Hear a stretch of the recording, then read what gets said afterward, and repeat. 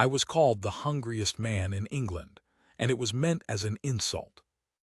The joke ran the length of 3 counties, that the Duke of Ravenhurst could not be fed, that the finest kitchens in the kingdom had broken themselves against my palate and lost, that I had sent back a turbot at Carlton House, and a saddle of venison at Blenheim's rival, and a syllabub that a French chef had wept over, and that I had done all of it without raising my voice, which somehow made it worse. They said I was starving in the middle of plenty, and they said it behind their fans, and they were right, though not one of them knew the shape of the truth. I was 38 that summer. I had a great house and a greater fortune, and a face the caricaturists liked because it never moved. I had buried a father who never once looked at me with warmth and a mother who died when I was 6 and left me nothing but a memory of a hand on my hair. I had been flattered every day of my adult life by people who wanted my name on a settlement, my seat at a table, my franchise at an election, my daughter married to their son. I had been told I was brilliant and generous and formidable so many times, by so many mouths that meant none of it, that the words had gone to ash. I could not taste them anymore. I could not taste anything anymore, and I did not know how to say so I sent the turbot back instead. That is the man who arrived at Wexholt Park on a gold morning in June, in a coach he despised, to a house party he had accepted only because refusing would have been a scene, and I hate a scene above all things. Lady Ashby met me on the steps. She was a handsome, breathless woman of 50 who had spent a fortune she did not entirely possess on turning Wexholt into a jewel box for 1 week, and she had done it for a single reason, which she believed was a secret, and which was in fact known to every soul from the scullery to the county. She wanted me to marry her daughter. "Your Grace," she said, sinking into a curtsy so deep I feared for her knees, "you honor us past all deserving. We have prepared, we have prepared everything for your comfort. My cousin has undertaken the kitchens personally. You will find, I think, that Wexholt sets a table not to be equaled in England." I had heard that sentence, or its twin, at every threshold I had crossed for 15 years. I made the small bow that meant nothing and cost nothing. "I am sure I shall be very comfortable," I said, which was a lie so old it had grown soft with handling. Miss Sophia Ashby was presented to me in the yellow drawing-room an hour later, and she was exactly what her mother had made her: pretty, pale, agreeable to the point of transparency, trained to laugh a half-second after I finished speaking whether or not I had said anything amusing. She played the harp. She had a great many opinions, all of them mine, offered back to me a moment after I set them down, as though I had dropped a glove and she were handing it up. I felt the old gray tiredness settle over me like fog off a river. I thought, I will be gracious, I will stay the week, I will eat nothing I can taste, and I will go home and be alone, which is at least honest. Then they served dinner, and I met the widow. I did not meet her, exactly, not that first night. I met her work. The first 2 courses were what such tables always are: a white soup like warm chalk, a Rhenish cream, a great glazed ham arranged to be admired and not eaten, a dozen made dishes drowning in the same anonymous sauce that every ambitious cook in the country ladles over everything to hide the fact that they have nothing to say. I ate 3 bites and set down my fork, and I saw Lady Ashby's face go tight at the far end of the table, and I was sorry for her in the abstract way I was sorry for everyone, which is to say not much. And then a footman set down before me a plain brown dish of stewed pigeons with peas, and I put my fork into it out of a duty I no longer felt, and I stopped. I want to be precise because it matters. It was not grand. There was no gold leaf on it, no architecture, no French name. It was a country dish that any farmer's wife might make. But the pigeons had been cooked by someone who had tasted them at every stage and cared what happened next. The peas were young and sweet and had gone into the pot at the last possible moment and not 1 instant later. There was a thread of mint in it, and a whisper of something darker underneath, bacon and a good stock reduced by a patient hand, and salt, real salt, brave salt, the amount a coward never dares, and it was, God help me, delicious. I ate all of it. I had not eaten all of anything in a decade. I looked up and I did the unforgivable thing, the thing that would begin everything. I asked to see the cook. You would have thought I had asked to see the family plate melted down. A ripple went round the table. Lady Ashby's smile became a thing of terror. It was not done. A duke did not summon the kitchen. It upset the great pretense that the food arrives by magic and the people who make it do not exist. But I had asked, and I was Ravenhurst. And so, after a great deal of murmuring and a footman dispatched at a run, the doors opened, and a woman came into the candlelight who was not what I expected at all. She was perhaps 32. She wore gray, plain gray, with an apron she had not thought to remove and did not seem embarrassed to be wearing, and her sleeves were pushed up, and there was flour on one forearm and a burn healing on the back of her hand. She was not beautiful in the way Miss Sophia was beautiful. She was something better and rarer, which is to say she looked entirely like herself and like no one else, with a wide, clever mouth and dark hair coming down out of its pins from the heat of the range and gray eyes that met mine directly, without the flutter, without the drop, without the practiced softness, eyes that looked at me as though I were a person and not a rank. She was warm from her work, and out of breath from the stairs and altogether alive, in a way that made the whole glittering table look like a painting of a dinner rather than the thing itself. "You wish to see me, your grace," she said. It was not a question. Her voice was low and even. She was not afraid of me. I could not remember the last time someone in a room had not been afraid of me, and it went through me like the first cold water of a dive. "You made the pigeons," I said. "I did." "They were," I said, and I heard the whole table lean in to hear the Duke of Ravenhurst pronounce his famous displeasure. "The only honest thing I have eaten in 10 years." I meant it as the highest praise I had ever given a human being. I would learn, over the days that followed, exactly how many ways there are to be misunderstood.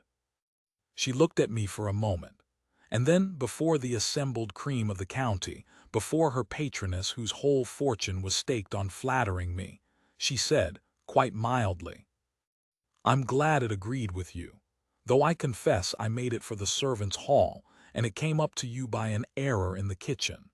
The dish intended for your grace was the fricassee, which I understand you left." There was a silence you could have stood a spoon up in.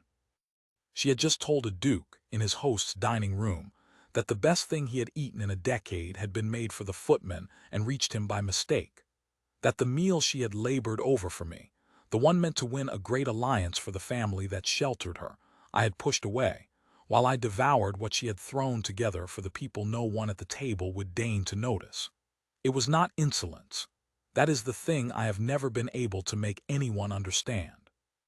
It was simply true, and she had said the true thing because she did not appear to know that at grand tables one does not. Lady Ashby made a small strangled sound. Miss Sophia looked as though she might faint from the excitement of a scandal, and I laughed. I had not laughed at a dinner table since I was a boy. It came up out of me from somewhere I had walled off years before, a real laugh, loud in that hushed room, and I saw the widow's clever mouth twitch at the corner just once before she mastered it, and I thought, there is a real person, there is one. "Then I shall have to arrange to be a footman for the remainder of my visit," I said. "What is your name?" "Marrow, your grace, Mrs. Marrow, a beat. I am Lady Ashby's cousin and a widow, and I keep her kitchens, and I have kept you from your soup long enough." And she curtsied, correctly, unhurried, without a scrap of the fear that made everyone else's curtsy a small collapse, and she turned and went back down to her range, and I watched the door close behind her, and for the first time in longer than I could name, I was hungry. Not for the pigeons, for tomorrow I should tell you about Beatrice Marrow, because I have told you what she cooked and what she said, and those are only the edges of her. I learned her history in pieces, some from the maids, most from herself, dragged out of her over the days that followed in the way one draws a splinter, a little at a time and against resistance.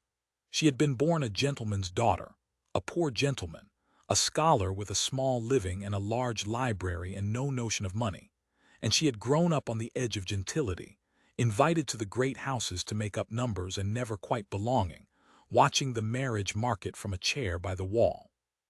She had married at 20 a man named Marrow, a naval lieutenant with prospects and charm, and had emerged after the wedding a genius for debt. She had loved him. She told me that plainly, without either sentiment or regret, the way she told me everything. He had died at sea when she was 26, leaving her his name, his affection, and his creditors, and she had discovered in the wreck of it the one thing she could do that the world would pay for. She could cook. She had learned it as a girl in her father's poor kitchen, out of necessity and then out of love.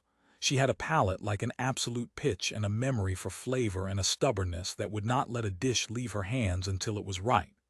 When the debts were paid and the pension proved a fiction, she had done the unthinkable for a woman of her birth. She had gone into service, into her wealthy cousin's kitchens, and let the county believe what it liked. She could have married again, meanly and safely. She had refused. She could have been a companion, a genteel drudge fetching shawls. She had refused that too. She had chosen the range and the burns and the below-stairs invisibility because there, at least, she was good at something, and no one could take that from her. And the work told the truth even when everyone above the green baize door was lying. "You will think it a great fall," she said to me once in the still room, not looking up from the strawberries she was hulling. "A lady in an apron." "I think," I said, "that you are the only person at Wexholt who does exactly what she is fitted to do, and does it superbly, and is therefore the only person here who is not wasting her life. I include myself in the wasting."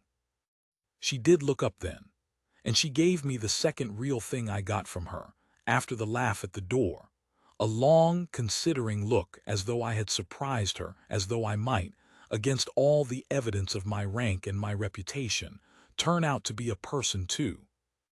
But I am ahead of my story. The morning after that first dinner, I did a thing no guest of Wexholt had ever done. I got up at an hour that appalled my valet, and I went down, past the green baize door, into the country I was not meant to see, and I found the kitchen.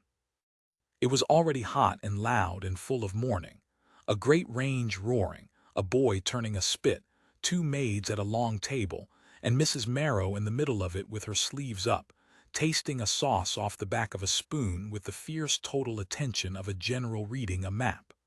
The whole room froze at the sight of me in the doorway. Everyone but her. "You are in my kitchen, Your Grace," she said, without turning round, still tasting. "It wants more lemon." This last to the maid, who fled to find one. "I came to see how it was done," I said. "It is done with a great deal of work and no audience," she said. "The gentry are permitted to enjoy the dinner. They are not permitted to watch it made. It ruins the magic and it gets in the way." "I have never in my life been in the way," I said. "I am a duke. Rooms rearrange themselves around me." "Then you have never been anywhere useful," she said, and turned at last, wiping her hands on her apron, and looked at me standing there in my morning coat among the copper and the steam like a swan that had wandered into a smithy. "This is a useful place. If you stay, you must be useful. Can you shell peas, Your Grace, or have you people to do it? I want you to understand who I was, so that you understand what happened next. I was the Duke of Ravenhurst. I had never in my adult life performed a task with my hands that was not sport or war. Men bowed to me. Cabinet ministers waited on my opinion. And a penniless widow in a gray gown had just asked me, before her scullery maids, whether I was capable of shelling peas. I took off my coat. I rolled up my sleeves, which I did badly, and she watched me do it badly and said nothing. And I sat down at the end of her long table across from a pile of pea pods, and she showed me once, with 2 brisk motions of her flour-dusted fingers, press the seam, run the thumb, the peas falling into the bowl like green rain, and then she left me to it and went back to her sauce, and I shelled peas. I was very bad at it at first. She corrected me exactly once, took my hands in her warm, rough ones without ceremony, and turned the pod the right way and said, "So," and let go, and the touch went through me like the touch at the door had gone through me, and I bent over the peas so that she would not see my face. I sat in that kitchen for 2 hours. I shelled a great many peas, and Beatrice Marrow working around me, forgetting me, remembering me, arguing with me, taught me more about being alive than anyone had troubled to in 30 years. Word got about, of course, it always does. By the third day, all of Wexholt knew that the Duke of Ravenhurst was spending his mornings below stairs. Lady Ashby did not know whether to be horrified or delighted. She settled on believing it a stratagem, a duke's whim, a thing she could turn to Sophia's advantage if she managed it cleverly, and she managed everything cleverly and nothing well. The other guests found it deliciously strange. Someone made a joke about the Duke's new appetite that had two meanings, and I heard of it, and I let it be known through my valet that the next person to make it would find themselves uninvited from every table I would ever set, and the joke died. I found I did not like it made about her. That should have told me something. It did not yet. Because I did not, at first, understand what was happening to me. I told myself I was interested in the food. I told myself the kitchen was a curiosity, a puzzle, a novelty for a jaded palate. I told myself that Mrs. Marrow was a remarkable cook and a diverting eccentric, and that a man in the desert may be forgiven for lingering at a well. But it was not the food. It was that in that hot, loud kitchen for 2 hours a morning I was not a duke. I was a large, useless man being taught to be useful and mocked and corrected, and now and then, rarely, precious as gold leaf approved. She did not flatter me. She did not fear me. She told me when I was wrong, which was often, and she told me when I was right, which meant something because she would not have said it otherwise. She argued with me about everything. About the war, about which she had read more than I expected and thought more clearly than half the lords. About the poor, whom she knew as neighbors and I knew as a rate. About whether a great fortune was a blessing or a slow poison, on which subject she held that it depended entirely on whether the man who held it had ever once in his life gone without something he wanted. "And have you," she asked me, on the 5th day in the kitchen garden, where I had followed her to help pick the last of the early beans and had spent 20 minutes picking the wrong ones, "gone without something you wanted?" I thought about it honestly, which I had got into the habit of doing around her because she caught out anything less. "No," I said, "I have never in my life wanted something I could not have. I have had everything." I looked at the beans in my hand. It is the emptiest sentence I know how to say. She was quiet a moment. The garden was full of bees and warm earth, and the smell of the herbs she grew in the sunny corner, and her face under the brim of her old straw hat was thoughtful and unguarded in a way it never was indoors. "That is a great sadness," she said at last, gently, without pity, which is the only bearable way to be told a true thing. To have everything is only another word for having nothing to reach for. No wonder you cannot taste your dinner. A man tastes with his hunger, your grace, and you have starved yours to death with plenty. It is the cruelest way to go hungry there is. I have been told many wise things by many clever people, and I have forgotten nearly all of them. I have never forgotten that. She was right, of course. She was always right, which was one of the most maddening and one of the most restful things about her.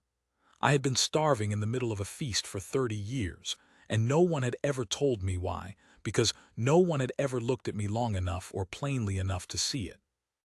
And the woman who finally did it was a widow in a straw hat with earth under her fingernails, and I loved her. I knew it in the garden over the beans. I did not say it. I was not such a fool or such a coward as either to say it or to be able to keep from knowing it. I, who had never wanted anything I could not have, wanted the one thing at Wexholt I had no right to reach for. A penniless widow far beneath my rank, sheltered by the very woman who was breaking herself to make me marry her daughter, a servant in the eyes of the world, an impossibility in the eyes of the law of society that I had spent my whole life obeying because I had never before had a reason not to. I was ravenous, for the first time in my life, and I did not know what to do about it, and so I did what starving men do. I kept going back to the kitchen. It was Beatrice who put words to it first, which was like her, because she was braver than I was and had less to lose and more sense. It was the 6th evening. The house party was to end in 2 days with a grand farewell dinner, the crown of Lady Ashby's campaign, the meal at which, everyone understood, the Duke of Ravenhurst was expected to declare, if not in words then in the language of attention, his intentions toward Miss Sophia. The whole week had been building to it. Beatrice had been building to it too, in her way. She had been planning the menu for a fortnight, a feast to make Wexholt famous, and it should have been the great work of her professional life. I found her in the still room after the house had gone up to bed by a single candle not working, sitting, which she never did. There was a ledger open in front of her. She kept the kitchen accounts in a hand as fine and honest as everything else about her, but she was not looking at it. She was looking at nothing. "You should be asleep," I said from the doorway. "You have a feast to conquer." She did not startle. She was long past startling at me appearing where I ought not to be. "I have been thinking," she said, "that after Saturday you will go home and I will go on cooking, and this will have been a strange interlude that I shall remember when I am old." She said it steadily, but she did not look at me. "And I have been thinking that I do not want that, which is a very great foolishness in a woman in my position, and I have decided to say it aloud exactly once, to be rid of it, and then never again." The candle burned. I came into the little room and I closed the door, which I should not have done, and I did not care which was new. "Beatrice," I said. I had never used her name. It felt like the first true word in a foreign language I had been faking for years. "Don't," she said, "please. Let me finish, or I shall lose my nerve and be sensible, and I have been sensible for 26 years, and I am tired." She looked up at last, and her gray eyes were bright and steady and frightened all at once. "I know what you are. I know what I am. There is the whole world between us, and the world is not a thing you argue away over a bowl of peas. In 2 days you will marry that poor pretty girl, or someone like her, because dukes do, and I will make your wedding breakfast if I am asked, and I will make it perfectly because I am too proud to make it badly. And I only wanted, once, for you to have heard a person tell you the truth about what she felt, since you told me no one ever tells you the truth. So, there it is. I have loved you since you laughed at my table like a boy who had forgotten how. That is the truth, and it is useless, and now I have said it and we can both forget it. I have made speeches in the House of Lords that changed the law of the land. I have never in my life said anything worth as much as what I said then, which was very simple, because she had taught me that the plain, true thing is the only thing worth serving. I have never wanted anything I could not have, I said. I told you that in the garden. It was the truth then. It is not the truth now. I want you, Beatrice Marrow, and you are the first thing in my life I have not been able simply to reach out and take, and it has taught me in 1 week what 30 years of plenty could not, that the wanting is the whole of the being alive. I do not want to go home on Saturday. I do not want to marry that poor pretty girl. I want to sit at the end of your table shelling peas badly until I am an old man, and I want it more than I have ever wanted anything, because it is the only thing I have ever wanted at all." She was crying now quietly, which I had never seen and which undid me. "You cannot," she whispered. "You know you cannot, a duke and a cook. They would." "Let them," I said. "Let them do their worst. I have spent my whole life doing what they expected, and it starved me to a shadow. I would rather be fed and scorned than admired and empty. I have tried admired and empty. I do not recommend it." "You say that now," she said, "in a candle-lit room after a good dinner. In the daylight at your grand table with your grand friends watching." "Then watch me in the daylight," I said. "Watch me at the grandest table there is. Saturday, before all of them. I will show you exactly what I choose, and I will do it where no one can pretend afterward that it was a thing said in the dark and taken back in the light." She looked at me for a long moment, and something in her face, the thing that had been braced against hope for 26 years, loosened just slightly, just enough. "You are a very foolish man, your grace," she said.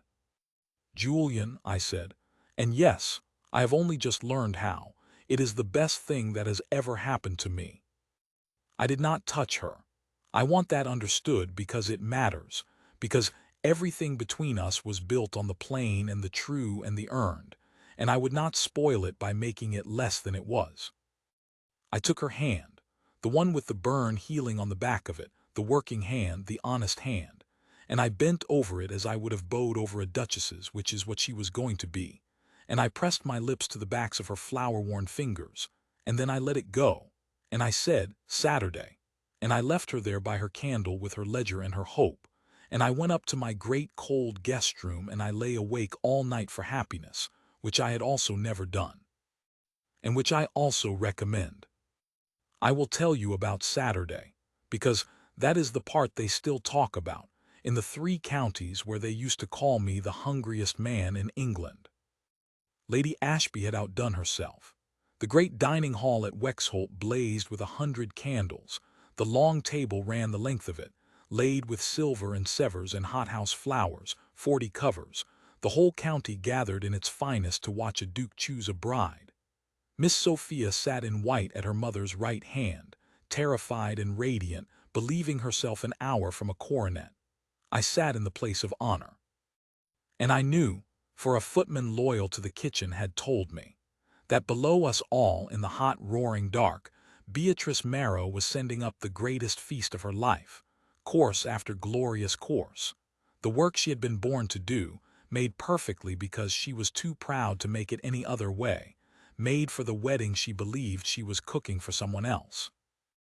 The dishes came up in a golden procession, a soup like a poem, a turbot that would have made me weep at Carlton House if I had known then that weeping was permitted, made dishes with real things to say, a saddle of venison that the whole table murmured over. It was, without any question, the finest meal that had ever been set before me, and every dish of it was a small perfect sentence in the only honest language she knew, and I understood that she had done it on purpose, that this feast was her farewell and her heart and her whole self, laid on the table for me to taste and leave, because she did not believe in the daylight, at the grand table with the grand friends watching, that I would do what I had promised in the dark. I let the courses come. I let the table admire them. I waited, and Lady Ashby glowed, and Miss Sophia glowed, and the county glowed, and the trap I had walked into all week closed sweetly around them all, and I let it because I had a key. When the last great remove was cleared and the moment came, the moment the whole week had been built toward, the moment I was expected to rise, or turn to Miss Sophia, or say the words that would make Lady Ashby's fortune and break a widow's heart in a kitchen 40 feet below, I rose. The hall went silent, 40 faces turned to me, Lady Ashby's hand crept to her throat. "You have set before me tonight," I said, and my voice carried because I have a voice that carries when I choose, "the finest dinner in England. I say so as a man who has refused the finest dinners in England for 15 years and made himself a laughingstock by it. Every dish tonight has been perfect. I want the whole county to hear me say it, because I am about to do a thing that will make no sense unless you first understand that I know exactly what I am refusing." I let that sit. You could have heard a candle gutter. "There is a dish," I said, "that never comes to tables like this one. It is made downstairs for the servants' hall, of stewed pigeons and young peas and a little mint and a great deal of honest salt. I ate it once this week by an error in the kitchen, and it was the first thing I had tasted in 10 years because it was the first honest thing. It was not made to impress me. It was not made to win anything from me. It was made simply, well, by a woman who does everything simply and well and is afraid of no one, and I have discovered this week that I am starving, that I have been starving my whole life at tables exactly like this one, surrounded by perfect things made to flatter me by people who wanted something, and that the only cure for it, the only food that has ever filled me, is honesty, and I have found it in one person in all of England, and she is at this moment 40 feet below us. Cooking a feast for a wedding she believes is not her own. Lady Ashby had gone white. Miss Sophia's mouth had fallen open. Somewhere down the table a fork struck a plate. "So I will not have the sweetmeats," I said. "Send them back. I will not have anything more from this table, magnificent as it is, because I am done, for the rest of my life, eating things made to please me by people who do not mean them. Bring me instead a bowl of the pigeons and peas from the servants' hall. And bring me the woman who made them, and let her come up exactly as she is, in her apron, with the flower on her arms, because I mean to ask her, before every one of you, and in the daylight I promised her, to be my wife. And I would rather she said yes to me over a plain brown bowl in front of the whole sneering county than yes to any other man over all the silver in England. I have never heard a room make the sound that room made. They sent for her. Of course they sent for her. You do not refuse a duke, and I was never more a duke than in that moment, using every ounce of the power I had always despised to do the one thing it had ever been worth having for. There was a terrible, delicious silence while we waited. 40 people who did not dare to breathe, and a mother whose whole scheme lay in ruins around her white satin slippers. And then the doors opened, and Beatrice Marrow came into the candlelight in her gray gown and her apron, with the flower on her forearm, and the burn on her hand and her dark hair coming down from the heat of the range, carrying, because someone had told her only that the Duke had refused the sweets and asked for the servant's dish. A plain brown bowl of stewed pigeons and peas. She had not been told the rest. She thought she was being summoned to be humiliated. The cook, called up to the grand table to be examined like a curiosity, her plain food held up against her perfect feast as a rebuke. I saw her brace for it as she came, saw her lift her chin, saw the courage in her that had carried her through 26 years of being not quite good enough for rooms like this one, and my heart turned over in my chest.